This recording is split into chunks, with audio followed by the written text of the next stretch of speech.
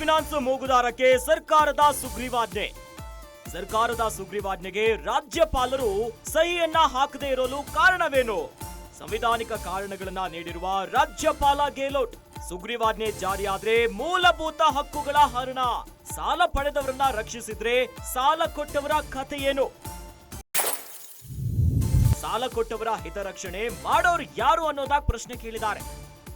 ನೋಂದಾಯಿತ ಫಿನಾನ್ಸ್ ಕಂಪನಿಗಳಿಗೆ ಭಾರೀ ಹಾನಿಯ ಸಾಧ್ಯತೆ. ಸುಗ್ರೀವಾಜ್ಞೆಯನ್ನ ವಾಪಸ್ ಕಳಿಸಲು ರಾಜ್ಯಪಾಲರು ಕೊಟ್ಟಿದ್ದಾರೆ ಕಾರಣ.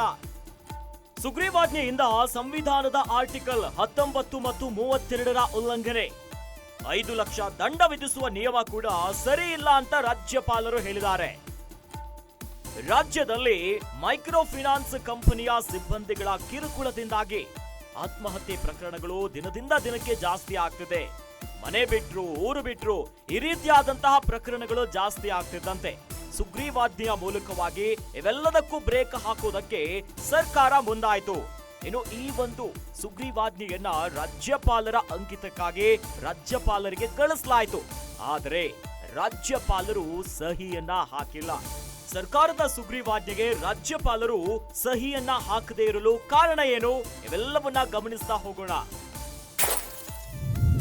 ಸುಗ್ರೀವಾಜ್ಞೆ ವಾಪಸಾತಿಗೆ ಕಾರಣ 1. ಸುಗ್ರೀವಾಜ್ಞೆಯ ನಿಯಮ. ಮೈಕ್ರೋ ಫೈನಾನ್ಸ್ ಕೊಟ್ಟ ಸಾಲ ಸಂಪೂರ್ಣ ವಜಾ. ಇದಕ್ಕೆ ರಾಜ್ಯಪಾಲರ ಆಕ್ಷೇಪ, ನೋಂದಾಯಿತ ಫೈನಾನ್ಸ್ಗಳ ಹಿತರಕ್ಷಣೆ ಆಗೋದಿಲ್ಲ. ಸರ್ಕಾರದ ಸುಗ್ರೀವಾಜ್ಞೆಯ ನಿಯಮಾನುಸಾರ ಮೈಕ್ರೋ ಫೈನಾನ್ಸ್ ಕೊಟ್ಟ ಸಾಲ ಸಂಪೂರ್ಣ ವಜಾ ಅನ್ನೋದಾಗಿ ಇದಕ್ಕೆ ರಾಜ್ಯಪಾಲರು ಆಕ್ಷೇಪವನ್ನ ಎತ್ತಿದ್ದಾರೆ. ನೋಂದಾಯಿತ ಫೈನಾನ್ಸ್ಗಳ ಹಿತರಕ್ಷಣೆ ಆಗೋದಿಲ್ಲ ಈ ರೀತಿಯಾಗಿ ಮಾಡಿದ್ರೆ ಅನ್ನೋದಾಗಿ. ಸುಗ್ರೀವಾಜ್ಞೆ ವಾಪಸಾತಿಗೆ ಕಾರಣ 2. ಸುಗ್ರೀವಾಜ್ಞೆಯ ನಿಯಮ. ಸಾಲ ಕೊಟ್ಟವರು ನ್ಯಾಯಾಲಯಕ್ಕೂ ಹೋಗುವಂತಿಲ್ಲ. ರಾಜ್ಯಪಾಲರ ಆಕ್ಷೇಪ ಶಾಸಕಾಂಗ ಮತ್ತು ನ್ಯಾಯಾಂಗ ಸಮರಕ್ಕೆ ಕಾರಣವಾಗುತ್ತೆ. ಇತ್ತ ಸುಗ್ರೀವಾಜ್ಞೆ ವಾಪಸಾತಿಗೆ 2ನೇ ಕಾರಣವನ್ನ ನೋಡುವುದಾದ್ರೆ, ಸುಗ್ರೀವಾಜ್ಞೆಯ ನಿಯಮಾನುಸಾರ ಸಾಲ ಕೊಟ್ಟವರು ನ್ಯಾಯಾಲಯಕ್ಕೆ ಹೋಗುವಂತಿಲ್ಲ ಅನ್ನೋದಾಗಿದೆ. ಇದೇ ವಿಚಾರಕ್ಕೆ ರಾಜ್ಯಪಾಲರು ಆಕ್ಷೇಪವನ್ನ ಎತ್ತಿದ್ದಾರೆ. ಸಾಲ ಕೊಟ್ಟವರು ಕೋರ್ಟ್ಗೆ ಹೋಗೋಗಿಲ್ಲ ಅನ್ನೋದಾದ್ರೆ ಶಾಸಕಾಂಗ ಮತ್ತು ನ್ಯಾಯಾಂಗದ ಒಂದು ಸಮರ ಕಾರಣ ಆಗ್ಬಿಡುತ್ತೆ. ಹೀಗಾಗಿ ಒಂದು ಕಾರಣವನ್ನ ನೀಡಿದ್ದಾರೆ ರಾಜ್ಯಪಾಲರು. ಮುಂದಿನ ಕಾರಣವನ್ನ ನೋಡೋದಾದ್ರೆ, ಸುಗ್ರೀವಾಜ್ಞೆ ವಾಪಸಾತಿಗೆ ಕಾರಣ 3. ಸುಗ್ರೀವಾಜ್ಞೆಯ ನಿಯಮ. ಸಾಲ ಪಡೆದವರಿಗೆ ಸಾಲ ಕೊಟ್ಟವರಿಂದ ಸಂಪೂರ್ಣ ರಿಲೀಫ್. ರಾಜ್ಯಪಾಲರ ಆಕ್ಷೇಪ, ಸಹಜ ನ್ಯಾಯ ಪಾಲನೆಯಾಗೋದಿಲ್ಲ. ಇನ್ನು 3ನೇ ಕಾರಣವನ್ನ ಗಮನಿಸೋದಾದ್ರೆ, ಸುಗ್ರೀವಾಜ್ಞೆಯ ನಿಯಮ ಏನಿದೆ, ಸಾಲ ಪಡೆದವರಿಗೆ ಸಾಲ ಕೊಟ್ಟವರಿಂದ ಸಂಪೂರ್ಣ ರಿಲೀಫ್ ಅನ್ನೋದಾಗಿದೆ. ಹೀಗಾಗಿ ಹಿಂಗ್ ಮಾಡಿದ್ರೆ ಸಹಜ ನ್ಯಾಯ ಹೆಂಗ್ ಸಿಗುತ್ತೆ? ಸಾಲ ಪಡೆದವರು ಮತ್ತು ಸಾಲ ಕೊಟ್ಟವರಿಗೂ ಕೂಡ ನ್ಯಾಯ ಸಿಗಬೇಕು, ಅವರ ಹಿತರಕ್ಷಣೆ ಕೂಡ ಆಗಬೇಕು. ಹಾಗಾಗಿ ಆಕ್ಷೇಪಣೆಯನ್ನ ಎತ್ತಿದ್ದಾರೆ. ಸುಗ್ರೀವಾಜ್ಞೆ ವಾಪಸಾತಿಗೆ ಕಾರಣ 4. ಸುಗ್ರೀವಾಜ್ಞೆ ನಿಯಮ. ಸುಗ್ರೀವಾಜ್ಞೆ ಜಾರಿ ದಿನದಿಂದಲೇ ಹಳೆ ವ್ಯಾಜ್ಯಗಳು ಮುಕ್ತಿ. ರಾಜ್ಯಪಾಲರ ಆಕ್ಷೇಪ, ಸಂವಿಧಾನದ ಆರ್ಟಿಕಲ್ 19 ಮತ್ತು 32ರ ಸ್ಪಷ್ಟ ಉಲ್ಲಂಘನೆ. ಇನ್ನು 4ನೇ ಕಾರಣವನ್ನ ಗಮನಿಸೋದಾದ್ರೆ, ಸುಗ್ರೀವಾಜ್ಞೆಯ ನಿಯಮದ ಪ್ರಕಾರವಾಗಿ ಸುಗ್ರೀವಾಜ್ಞೆ ಜಾರಿಯಾದ ದಿನದಿಂದಲೇ ಹಳೆ ವ್ಯಾಜ್ಯಗಳು ಮುಕ್ತಿಯಾಗತ್ತೆ. ಇದಕ್ಕೆ ರಾಜ್ಯಪಾಲರು ಏನ್ ಹೇಳ್ತಿದ್ದಾರೆ, ಸಂವಿಧಾನದ ಆರ್ಟಿಕಲ್ 19 ಮತ್ತು 32ರ ಸ್ಪಷ್ಟ ಉಲ್ಲಂಘನೆ ಆಗ್ತಿದೆ ಇಲ್ಲಿ.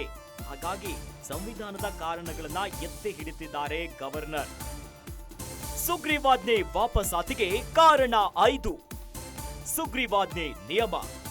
ನಿಯಮ ಉಲ್ಲಂಘಿಸುವ ಫೈನಾನ್ಸ್ಗಳಿಗೆ 5 ಲಕ್ಷ ದಂಡ. ರಾಜ್ಯಪಾಲರ ಆಕ್ಷೇಪ, ಮೈಕ್ರೋ ಫಿನಾನ್ಸ್ 3 ಲಕ್ಷಕ್ಕಿಂತ ಜಾಸ್ತಿ ಸಾಲ ಕೊಡಲ್ಲ, 5 ಲಕ್ಷ ದಂಡ ಏಕೆ? ಇದು ಬಹಳ ಪ್ರಮುಖವಾಗಿ ಗಮನಿಸಬೇಕಾಗಿರುವಂತಹ ಅಂಶ ಆಗಿದೆ. ಸುಗ್ರೀವಾಜ್ಞೆಯ ನಿಯಮ ಏನಿದೆ ಅಂತಂದ್ರೆ, ನಿಯಮ ಉಲ್ಲಂಘಿಸುವಂತಹ ಫಿನಾನ್ಸ್ಗಳು ಕಾನೂನು ಬಾಹಿರವಾಗಿ ಯಾವ ರೀತಿಯ ಕಿರುಕುಳ ಕೊಡೋದು, ಹಿಂಸೆ ನೀಡೋದು, ಇಂಥವರಿಗೆ 5 ಲಕ್ಷ ದಂಡ ವಿಧಿಸಬೇಕನ್ನೋದಾಗಿ ಸುಗ್ರೀವಾಜ್ಞೆಯಲ್ಲಿದೆ. ಹಾಗಾಗಿ ರಾಜ್ಯಪಾಲರು ಏನ್ ಆಕ್ಷೇಪವನ್ನ ಮಾಡ್ತಿದ್ದಾರೆ ಅಂತಂದ್ರೆ, ಮೈಕ್ರೋ ಫಿನಾನ್ಸ್ ಇವರು ಸಾಲ ಕೊಡೋದೇ 3 ಲಕ್ಷ. ಹಾಗಾದ್ರೆ ಈ 3 ಲಕ್ಷಕ್ಕಿಂತ ಜಾಸ್ತಿ ಇವರು ಸಾಲ ಕೊಡಲ್ಲ, 5 ಲಕ್ಷ ದಂಡ ಯಾಕೆ ಅನ್ನೋದಾಗಿ ಆಕ್ಷೇಪಣೆಯನ್ನ ಎತ್ತಿದ್ದಾರೆ. ಸುಗ್ರೀವಾಜ್ಞೆ ವಾಪಸಾತಿಗೆ ಕಾರಣ 6. ಸುಗ್ರೀವಾಜ್ಞೆ ನಿಯಮ, ಫೈನಾನ್ಸ್ ಕಿರುಕುಳ ಕೊಟ್ರೆ 10 ವರ್ಷ ಜೈಲು. ರಾಜ್ಯಪಾಲರ ಆಕ್ಷೇಪ. ಆರ್ಬಿಐ ಮತ್ತು ಪೊಲೀಸ್ ನಿಯಮ ವ್ಯತಿರಿಕ್ತವಾಗಿವೆ.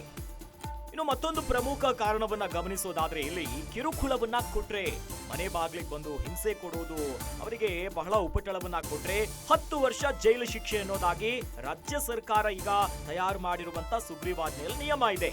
ಇದಕ್ಕೆ ರಾಜ್ಯಪಾಲರು ಏನ್ ಆಕ್ಷೇಪ ಹೇಳ್ತಿದ್ದಾರಂತಂದ್ರೆ ಆರ್ಬಿಐ ಮತ್ತು ಪೊಲೀಸ್ ನಿಯಮ ಇಲ್ಲಿ ವ್ಯತಿರಿಕ್ತ ಆಗಿದೆ ಅನ್ನೋದಾಗಿ ಆಕ್ಷೇಪಣೆ, ಇದರ ವಿರುದ್ಧವಾಗಿ ಧ್ವನಿ ಎತ್ತಿದ್ದಾರೆ. ಸುಗ್ರೀವಾಜ್ಞೆ ವಾಪಸಾತಿಗೆ ಕಾರಣ 7. ಸುಗ್ರೀವಾಜ್ಞೆ ನಿಯಮ, ಸಾಲ ಪಡೆದವರ ಬಳಿ ಯಾವುದೇ ಅಡಮಾನ ಇರಿಸಿಕೊಳ್ಳುವಂತಿಲ್ಲ. ರಾಜ್ಯಪಾಲರ ಆಕ್ಷೇಪ. ಸರ್ಕಾರಿ ಬ್ಯಾಂಕ್ಗಳೇ ಅಡಮಾನ ಇರಿಸಿಕೊಳ್ತಿವೆ, ಉದ್ಯಮ ನಡೆಸೋದು ಹೇಗೆ? ಇನ್ನು ಸುಗ್ರೀವಾಜ್ಞೆಯ ನಿಯಮದಲ್ಲಿ ಏನಿದೆ ಅಂತಂದ್ರೆ ಸಾಲ ಪಡೆದವರ ಬಳಿ ಯಾವುದೇ ರೀತಿಯಾದಂತಹ ಅಡಮಾನವನ್ನ ಇರಿಸಿಕೊಳ್ಳುವಂತಿಲ್ಲ ಅನ್ನೋದಾಗಿ ರಾಜ್ಯ ಸರ್ಕಾರ ಈಗ ರೆಡಿ ಮಾಡಿರುವಂತ ಸುಗ್ರೀವಾಜ್ಞೆಯಲ್ಲಿ ಇಂಥದ್ದೊಂದು ನಿಯಮ ಇದೆ. ಇದಕ್ಕೆ ರಾಜ್ಯಪಾಲರು ಕೇಳ್ತಿದ್ದಾರೆ, ಸರ್ಕಾರಿ ಬ್ಯಾಂಕ್ಗಳೇ ಅಡಮಾನವನ್ನ ಇಟ್ಕೊಳ್ತಿದ್ದಾರೆ, ಆ ಮೂಲಕವಾಗಿ ಈಗ ಮೈಕ್ರೋ ಫಿನಾನ್ಸ್ ಕಂಪನಿಗಳು ಇಟ್ಕೊಂಡ್ರೆ ಉದ್ಯಮ ನಡೆಸೋದಾದ್ರೂ ಹೇಗೆ? ಇವರು ಸಾಲ ಕೊಡೋದಂದ್ರೆ 3 ಲಕ್ಷಕ್ಕಿಂತ ಜಾಸ್ತಿ ಸಾಲ ಕೊಡಲ್ಲ, ಹಾಗಾಗಿ ಅಡಮಾನ ಇಟ್ಕೊಳ್ಳೋದಿಲ್ಲ ಅಂತಂದ್ರೆ ಉದ್ಯಮ ನಡೆಸೋದು ಹೇಗೆ ಅನ್ನೋದಾಗಿ ರಾಜ್ಯಪಾಲರು ಈಗ ಸರ್ಕಾರದಿಂದ ಬಂದಿರುವಂತಹ ಸುಗ್ರೀವಾಜ್ಞೆಗೆ ಅಂಕಿತವನ್ನ ಹಾಕಿಲ್ಲ. ಸಂವಿಧಾನಿಕ ಕಾರಣಗಳನ್ನ ಅವೆಲ್ಲವನ್ನ ಕೊಟ್ಟು ರಾಜ್ಯಪಾಲರು ಈಗ ಸುಗ್ರೀವಾಜ್ಞೆಗೆ ಸಹಿಯನ್ನ ಹಾಕಿಲ್ಲ. ಇವೆಲ್ಲ ಕಾರಣಗಳ ಪಟ್ಟಿಯನ್ನ ರಾಜ್ಯಪಾಲರಾಗಿರುವಂತಹ ತಾವರ್ ಚಂದ್ ಗೆಹ್ಲೋಟ್ ಅವರು ಈ ಪ್ರಶ್ನೆಗಳನ್ನ ಅಂದ್ರೆ ಆಕ್ಷೇಪಗಳನ್ನ ಎತ್ತಿ ಸಹಿಯನ್ನ ಹಾಕಿಲ್ಲ.